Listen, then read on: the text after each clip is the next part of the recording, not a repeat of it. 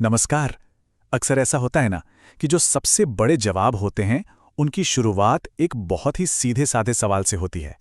तो आज हम यहाँ कोई जवाब ढूंढने नहीं आए हैं, बल्कि हम एक बहुत ही पावरफुल सवाल की परतें खोलने जा रहे हैं, जो सीधा हमारे सोर्स मटेरियल से लिया गया है।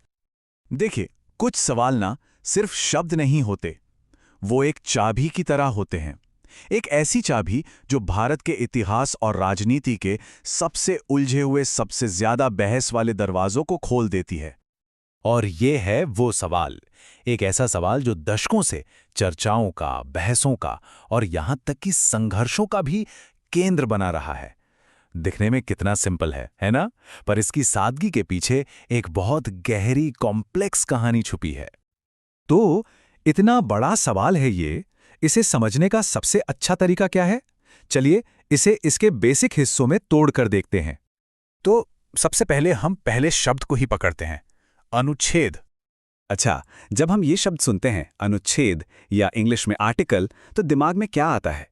मतलब किसी संविधान जैसे बड़े डॉक्यूमेंट में इसका रोल क्या होता है आखिर?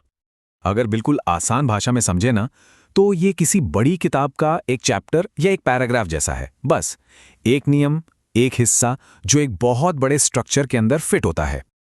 और यही बात सबसे इंपॉर्टेंट है, कोई भी अनुच्छेद अकेला नहीं होता, वो एक बड़ी पजल का बस एक टुकड़ा है।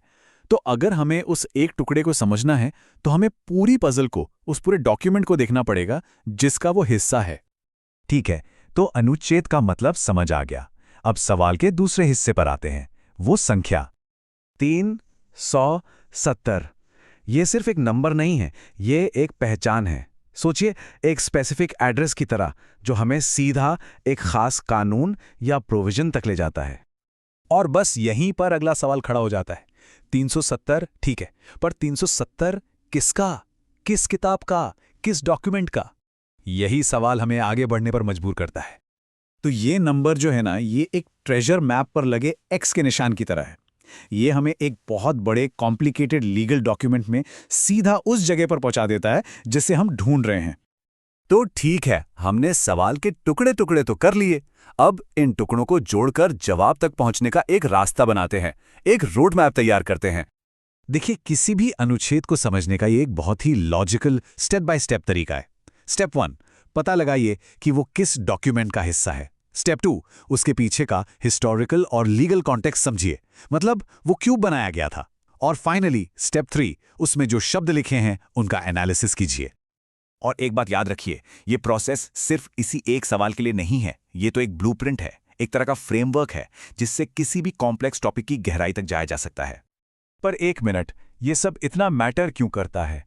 मतलब इस एक सवाल में, अनुच्छेद 370 में इतना वजन क्यों है आखिर? किसी भी कानून का असली मतलब सिर्फ उसके शब्दों में नहीं होता, बल्कि इस बात में होता है कि दुनिया पर उसका असर क्या पड़ रहा है। और कुछ कानून तो ऐसे होते हैं जिनका असर पीढ़ियों तक महसूस किया जाता है। जरा सोचिए, एक तरफ कागज पर लिखी हुई बस कुछ लाइनें, और दूसरी तरफ एक पूरे रीजन का, एक पूरे क्षेत्र का भाग्य। इससे पता चलता है कि एक अकेला लीगल प्रोविजन कितना कितना जबरदस्त इंपैक्ट डाल सकता है। तो अब आप समझ रहे होंगे, ये सवाल सिर्फ कोई एकेडमिक एक्सरसाइज नहीं है, ये लाखों लोगों की जिंदगी, उनके अधिकारों और उनके भविष्य के बारे में है, जिनके लिए यह अनुच्छेद एक जीती जागती हकीकत रहा है। और हम इसी सोच पर आकर रुकते हैं। देखिए, अनुच्छेद 370 को समझने का पहला कदम शायद जवाब जानना है ही नहीं, बल्कि ये समझना है कि यह सवाल आखिर इतना इंपॉर्टेंट क्यों है। क्योंकि जो असली जवाब है ना, वो इसी गहरी समझ से निकल कर आएगा।